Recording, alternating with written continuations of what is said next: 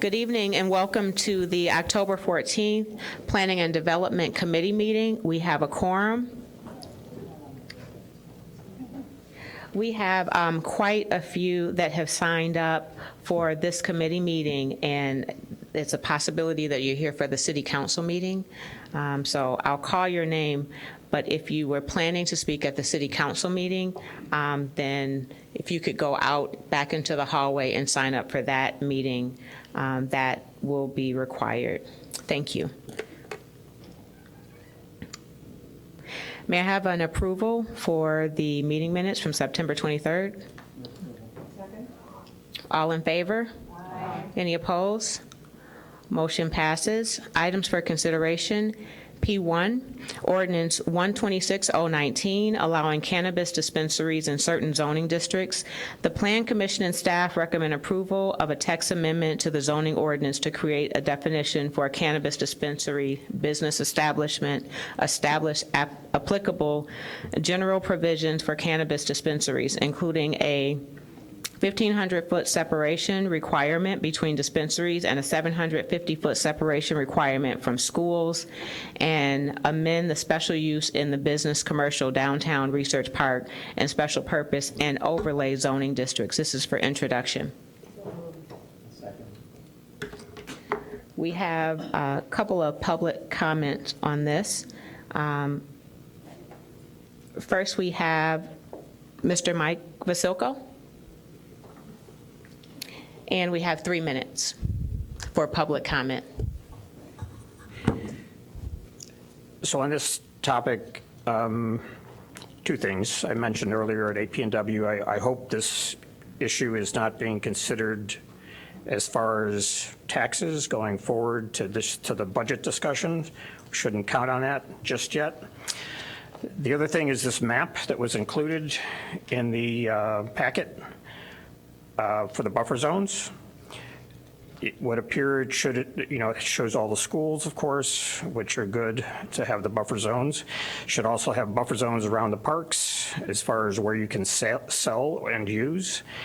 It also should have a buffer zone along the lakefront where you can not sell or use. So that's my comments related to this. Do I have to restrict it to that issue, or can I go on to other issues? Please go on. 3 minutes.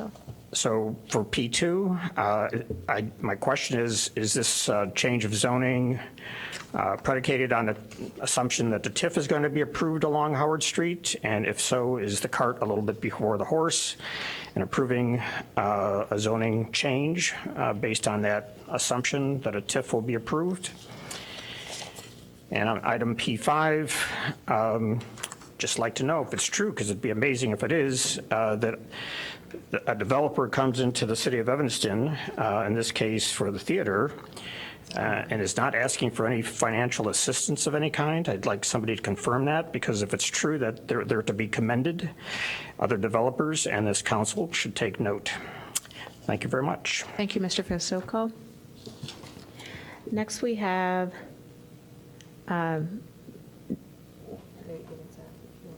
okay, but I don't know what they signed up for, so I would like to, Jerry Jacover. Just, were you interested in this topic, or? Okay, is it an agenda item? I don't think so. Okay, come on up. Yeah.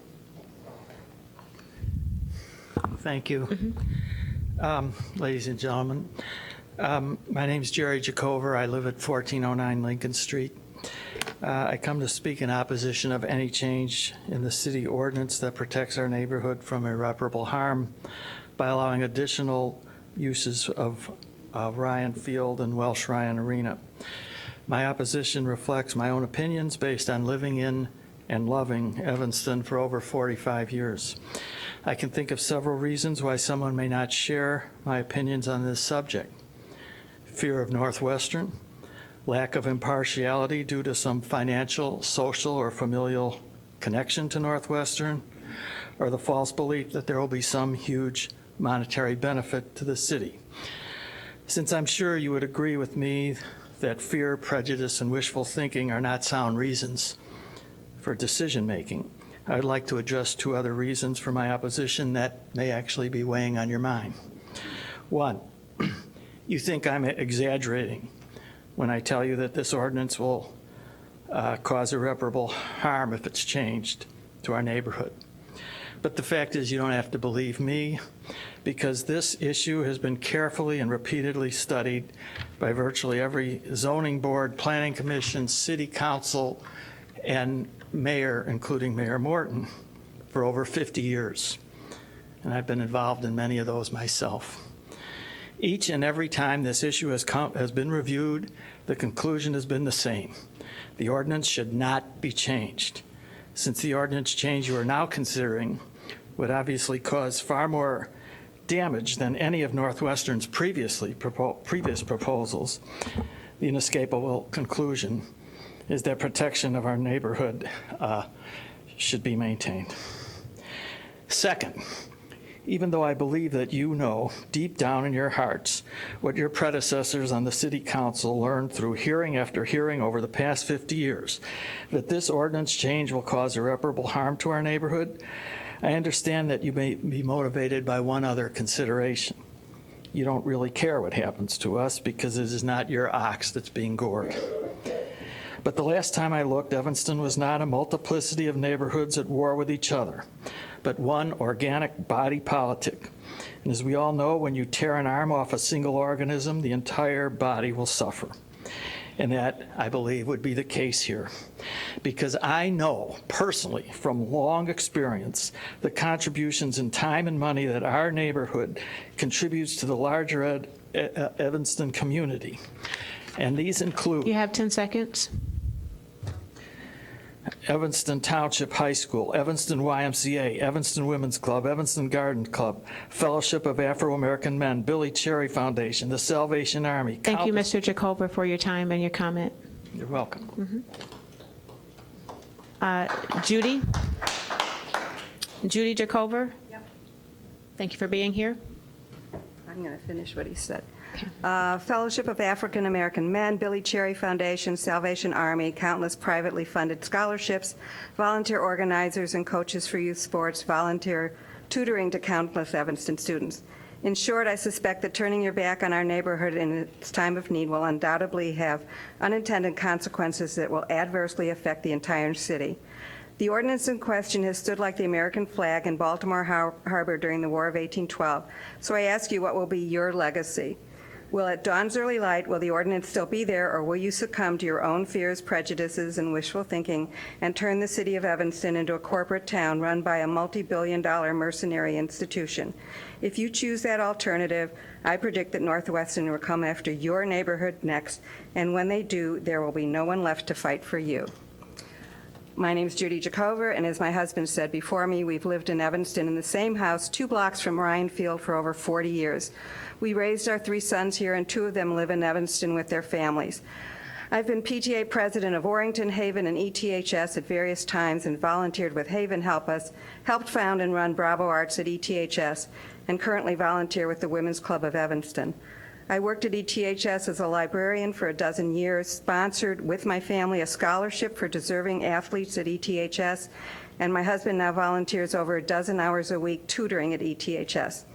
In short, we've given a lot to this community, a lot more in time and energy, and in my mind, more valuable than any financial contribution made by Northwestern. And while we knew when we purchased our home that we lived near the stadium, we were willing to put up with the occasional football game and basketball game to enjoy our beautiful neighborhood. We have fought this kind of change in the ordinance that would adversely affect our neighborhood for the past 40 years. If this change would have happened then, this would not have been a place where I would have wanted to raise my children. This year, there were several rock concerts down the street from our home run by Space. Again, we put up with the noise, garbage, traffic, illegally parked cars, disrespect, and vulgarity from patrons. I took a picture of a pile of garbage left near my home that remained days after the last concert and sent it to my alderperson, Ms. Revelle, who passed it on to the Space people. They responded that they did their, quote, best to make sure that everything was cleaned up and that there was no trouble. This only proves our point. Their best and the city's best is not good enough. Thanks. Thank you. Mr. Van Ross, are you? No? Okay. Good to see you. We have Raymond Hood. No? Okay. And then Ryan McGee also, okay. Priscilla Giles, never mind. Ken Prosky. Good evening, Ken.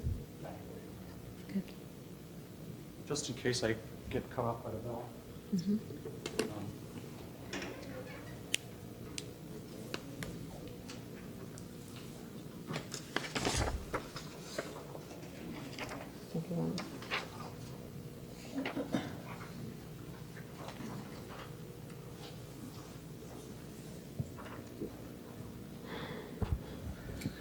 Good evening, I'm Ken Prosky from the 7th Ward. I am here also to talk about the proposed zoning amendment, the U2 amendment, which will be on your agenda at the next meeting on October the 28th.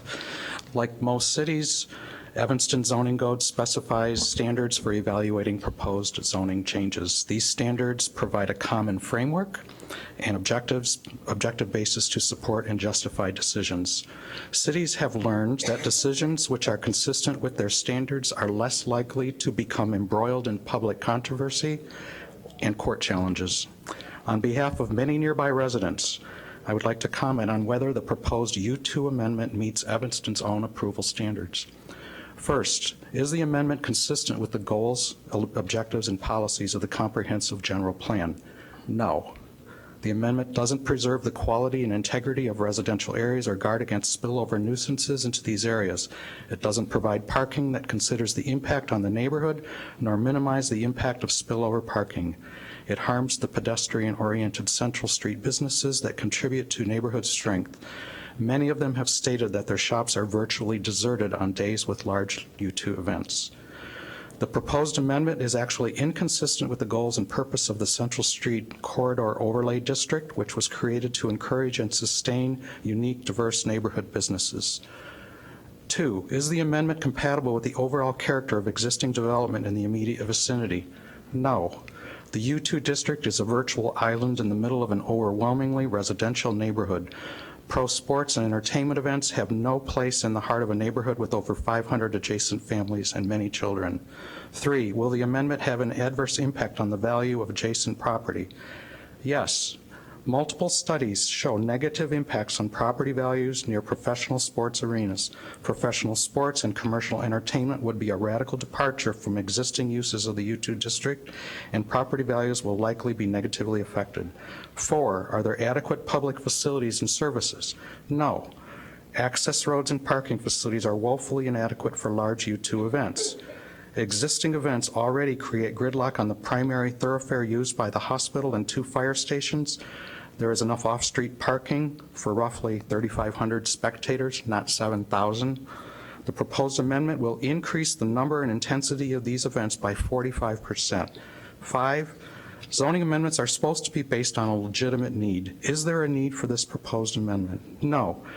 There is no need to revitalize the area. There have been no changes in conditions, circumstances, or 15 development seconds. that justify the need for this amendment. In summary, there is clearly no evidence before you that supports the conclusion that this text amendment is consistent with the approval standards. A zoning amendment should not allow change if it doesn't support or advance the Thank you comprehensive for your general comment. plan. Thank you for being here. I have 1 sentence to go. 1 sentence. As our elected representatives, we trust that you will faithfully uphold and abide these approval standards, and we request that you vote no on this proposed amendment. Thank you. Thank you for your comment. We have Mary Wozinski.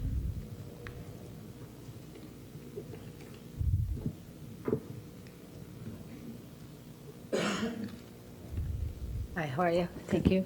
I'm going to just follow up on Ken, and the reason we're all speaking is because it's been hard to find time to meet with you, and we have about 8 inches of information for you that we would like to summarize, that would go back with law and standards and impact studies and everything that you did not see in the NU zoning application, which consisted of 5 pages with basically nothing filled out on it. So following up with that, going to the, why does one have a text amendment? And in our zoning, it says that we only do the purpose of an amendment is for a general significance that this amendment process is not intended to relieve a particular hardship. We know Northwestern needs money in spite of the fact they made $93 million last year, and they have a $13 billion endowment. So, but it's not our job to make their particular hardship. To confer special privileges are right.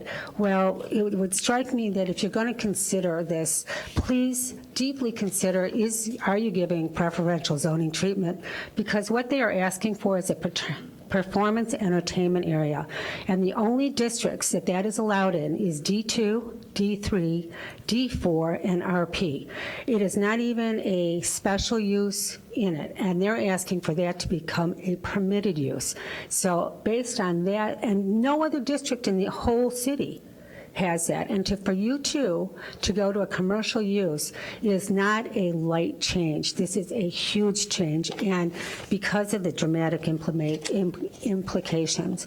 The last thing I'm going to say is please, please, please look at the purpose and intent of the zoning and your responsibility. I'm sure you know it, and I hate to, lecture, but promote the public health, safety, comfort, morals, convenience, and objections, and to conserve and enhance the taxable value of land and buildings throughout the house, throughout the city, and minimize and lessening the congestion in public streets.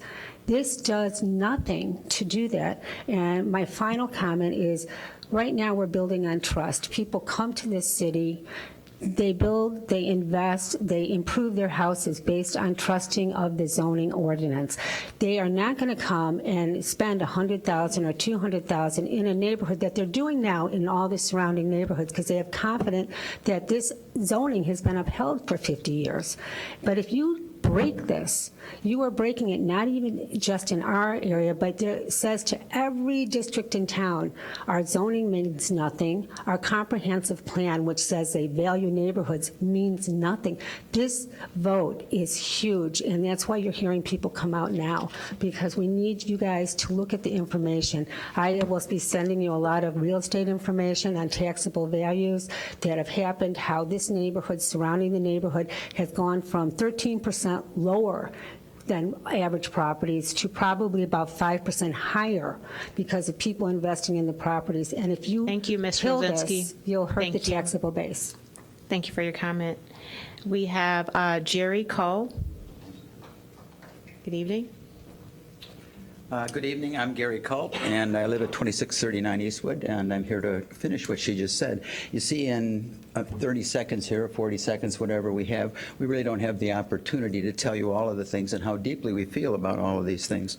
However, as all of you, if not, well, most of you, if not all of you, took jobs on this council because you wanted to be decision makers, because you believed that you are the best at it, and you could be public servants and make the decisions that are best for the community. And as a decision maker, and I am a decision maker, as decision makers, you owe it to yourselves more than you owe it to us to make sure that you read all of the materials that she's about to hand to you. Review the video that that planning commission, whatever that was called, I'm not exactly sure what it was, but it was 40 minutes of presentation by our residents versus 0 minutes of presentation by Northwestern. Review the 800 signatures by residents, or at least talk to one of those residents who signed petitions that believe that this change is going to adversely affect the quality of their life, that this change on the 50 business owners that signed those petitions in the area believe that this will hurt their business, and at least all of those people believe that this will hurt the value of their hard-earned property. I ask you to do that so that at some point in time, no matter how you vote, because I cannot convince you how to vote, but if you cannot defend your position, then you really don't belong up there. So look at the materials. That's all I ask you to do. And then you can vote your conscience. Thanks. Rick Swiftly. Special item? Okay. Thank you. Is there a staff report or discussion for P1? I just wanted to add, there's some timing considerations for this. As discussed, our current marijuana dispensary will want to seek an adult use cannabis dispensary for January 1. So in order to do that, they have to be in compliance with local codes and laws.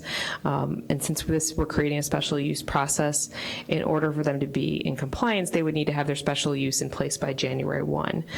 So that if you would sort out the intro tonight action on October 28th, that's the first point at which that they would be able to apply for their special use. We have a noticing requirement and publication, so that puts them, so the earliest we can have a meeting basically late November, early December, which isn't in line with the schedule that the ZBA has. So we're looking at a special meeting of the ZBA late November, early December, pending some quorum issues, which brings us to the December 9th City Council meeting, which would be when the applicant would put forth their special use for consideration. And we would anticipate, in order to meet the January 1st deadline, that would be an introduction and action. We're not asking for introduction and action for the text amendment tonight, but that's just to give everyone a sense of the timing and the moving parts of all of this.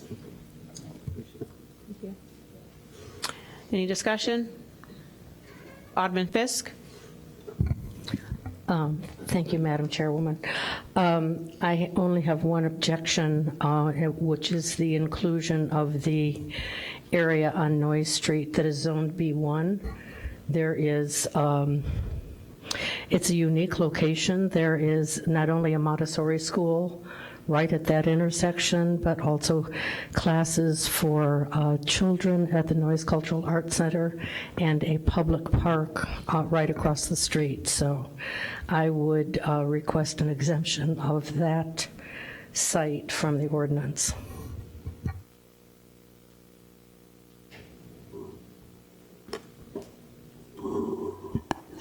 Good evening, Michelle Mason, Cup City Attorney. I have a question. Is the Montessori School a daycare center or is it a school? It's not a daycare. A Montessori school isn't a daycare center. Just curious, It's a what's school. So why wouldn't it be included on our buffer map, Johanna? I was just trying Because to it's not an elementary school. I think from what the ordinance reads, it's elementary, and this is younger children. Got it. So it's like a preschool? Yes. Okay.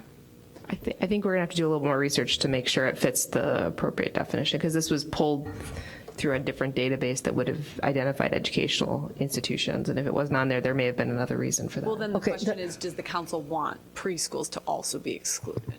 That's what I'm hearing. Well, I think, Because it's also, it is a special use process, so we can't carve out this specific Noyes Street. No, and that's why I brought up the issue of there are two educational institutions at that location. One is the Montessori School, and the other one is the Noyes Cultural Arts Center that offers classes to students, children. I believe during the first initial discussion and review by Plan Commission, the direction to staff was elementary school and additional middle school, high school. And so that's how the buffer map was put together. If the council wants to include preschools, then we would have to go back to GIS and have the map redone. Alderman Wilson? okay, I still think we should move forward with introduction just so we can kind of keep it moving. But, you know, what I think I'm hearing is that it would include preschools but not daycares. I mean, if we include preschools and daycares, then, you know, we might as well just don't bother because they're all over. So, so let's see what that looks like once we add the schools, the other schools. So are you saying I'm not saying- pre-cares, not daycares? I mean, preschools, not daycares? I'm interested in seeing what that looks like before I commit to supporting one way or the other, because I just don't know what that would look like. So, But the Noyes Cultural Arts Center is also an educational institution. I mean, I don't know how you define these things, and that would be within the, you know, it's right across the street. I just think the definition will never stop, because if a daycare is offering some sort of curriculum, then is it not a preschool also? So how do we define it? And since I'm in the small child space right now, I can tell you that many daycares offer a preschool component that's that would probably follow the more traditional preschool. So I think it's a little dicey, but it is a special, I would just remind everybody, it is a special use. So some of the things that I think you're trying to get at in terms of the concerns for that particular pocket would be addressed for things like undue traffic congestion. Can it be adequately served by public facilities and services? It does not interfere with or diminish the value of the property in the neighborhood. So that, I think some of those are getting at, I think, what you're saying in terms of the uses and the adjacent types of activities that are occurring in those spaces that would be considered if there was a proposed use there on noise. So consistent with other special use applications, it would be handled the same and reviewed the same way. So in there is our public facilities that largely have youth programming and various curriculums. Is that excluded or exempt? Just to try to accommodate Alderman Fisk's concern about that area. So another facility off the top of my head is Robert Crown that has a daycare center. No, that's not excluded from in the buffer maps. As Johanna said, a lot of these, I think, are co-located with daycares and preschools. I think kids essentially transition from, I don't know what the term is, ladybug to a goldfish or something, but essentially they move rooms within the same facility. I think that is how it operationally works. And so I think your special use process will cover some of your concerns, Alderman Fisk, is my response. Okay, I'm going to disagree with that. And I was hoping that we could get a better definition here, because I think that's a mistake, and I think it puts, again, it sort of clouds the issue for future councils and for neighborhood residents and businesses. And I think we have to look at these locations really, really carefully, and that's a location in which this business, for a lot of different reasons, would not work. Is there a way to keep on timeline with this business that has the approved license for January 1 that needs to get their special use approved so that they're on target, but take time to address these concerns? Is there a way to pull that piece out? I suppose we could study and try to locate all the daycare and preschool locations to address Alderman Fisk's concern. I think it's just hard to, when you're updating a zoning code, to try to apply something uniformly when you're looking at a specific area, because there may be some unintended consequences to. We seem to have quite a few daycare and slash preschool spaces in Evanston. So it would probably remove most of the downtown, just thinking about where some of those are located. What do you do? I know we don't allow this in residential, but what do you do about home-based ones that are near business districts? What do you do about the ones we don't necessarily know, because sometimes they're not licensed? So I think we can look to try to get a sense of that map in the period between intro and action. But if we held it, we would not meet that timeline for January 1. Okay. Alderman Wilson? I was just going to suggest that we go ahead and proceed with the introduction. It gives us a couple of weeks to see what those maps look like. Alderman Fisk, if you're okay with that, and then when we entertain it for action, we can revisit that. As long as we get, I'd like to see the maps and information, if we could get that circulated maybe before 2 days before the council meeting. But if that could get sent out. And I don't want to dwell on the daycare. I mean, we're talking, and the Noise Cultural Arts Center deals with elementary and high school age children as well. And that is, that's afternoon and summer programs, weekend programs, where you have, kids actively taking classes there. So let's not dwell on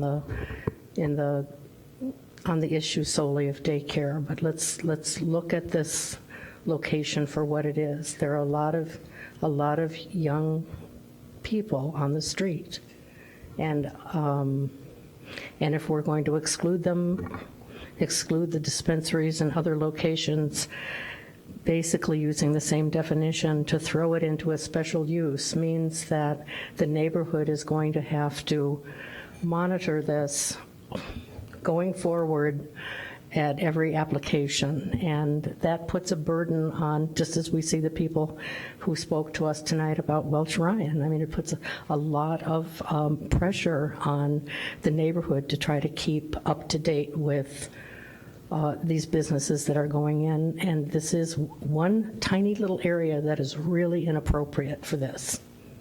So let's not just focus on the daycare, Johanna. Let's look at the classes at Noyes as well. We can try to put together a map, I think, within the next week to look at private education. I mean, I'm just trying to, looking to Michelle for some. Yeah. Well, I'm looking at the zoning definitions for educational institution private and educational institution public. So preschool would be within those two zoning definitions. So we can certainly add those to the buffer maps. But Alderman Fisk, what I'm trying to understand is for the staff's research, places where kids are taking classes also include art studios and all of the city facilities and private or public. It also could include bookstores. So I don't know where it stops if we include Noyes Cultural Arts Center, because that under the zoning definition is not a school. Okay. But if you include Noyes, my point is, I don't know how to. So an institution that city facility. Okay, so an institution that we advertise on the city's website that offers classes. It's a city facility, and now we're saying that we're confused. So all of the city community centers, and not including any private centers that offer classes to children. I was just trying to understand the school. Yeah, and you know what? And I appreciate your willingness to think about this creatively, and I hope that you do that, and we can talk about that. I guess I would agree that we can introduce this and try to figure out the answer to it going. Thank you. in the next So week. staff will be working on this. Alderman Rainey? When you speak about Noyes Cultural Arts Center, then I'm thinking about the area around Dempster and Dodge. You just eliminate that completely because of Dance Center Evanston. It's morning, noon, and night kids. And any place where we have any kind of activities involving kids, and I'm thinking all over town, and we're just going to eliminate so many large plots of space where there's commercial and retail right now. And I think we're going to defeat the purpose of doing this. I would say 90% of the people have no idea where our current medical dispensary is. And maybe 95% of the people, even those who park every day in the garage, they probably have no idea. And I think we ought to think long and hard before we start eliminating a lot of very good and reasonable spaces. So. Thank you. Do we have a motion to move forward with introduction, and staff will continue hearing introduction. Alderman Fisk's concerns? I move introduction. Thank you. We're moving forward with the introduction on P1. Oh, all in favor? Aye. Any opposed? Thank you. Motion passes. P2, do we have any public comment? No. Ordinance 127-019, granting a map amendment at 951 through 1125 Howard Street to rezone from the C1 Commercial District to B2 Business District. Plan Commission and city staff recommend adoption of ordinance 127-019, granting a map amendment to rezone the properties located at 951 through 1125 Howard Street from the current C1 district. The request meets the standard for map amendments for introduction. Alderman Rainey. Yes, I second that. In response to Mr. Vasilko's questioning, this has absolutely, positively nothing in the world to do with extending the TIF, which is being extended way beyond this location to Ashland Avenue, which is a block in excess of a block beyond the IHOP at Asbury. This has to do with really calming the zoning district that is between Ridge, the west side of Ridge Avenue at Howard Street, to the east side of Howard Street at Barton. And it is 1 block long, and on either side of that block are B districts. And what it has to do with allowing for the 60-unit affordable senior housing project that the Illinois Housing Development Authority has blessed, and which all of us has said is a great idea. And I'm sure 60 senior families, households, are looking forward to the opportunity to moving in. It's very affordable. It's all affordable building. It'll also involve the purchase of the current Jewish Council on Elderly building that has never been on the tax rolls, which will now be on the tax rolls, which is that building that is on Howard Street, their parking lot, which is huge, which has never been on the tax rolls, and the 60-unit senior housing building will be on the tax rolls. So hallelujah, it'll be in a TIF district, and it'll all be on the tax rolls. So that's a pretty special project, and hopefully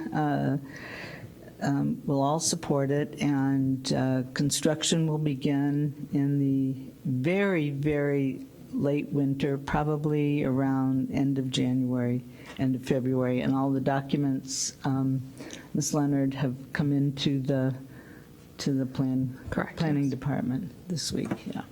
So that's the explanation of why we want to change the zoning, because B2 will allow for housing on the second story. Thank you. Any further discussion? It's been properly moved and seconded. All in favor? Aye. Any opposed? Passes. Are there any items for discussion? Any communication? Oh, I'm sorry. Did you have something? No. No? Okay, may I have a motion to adjourn? So move. Thank you.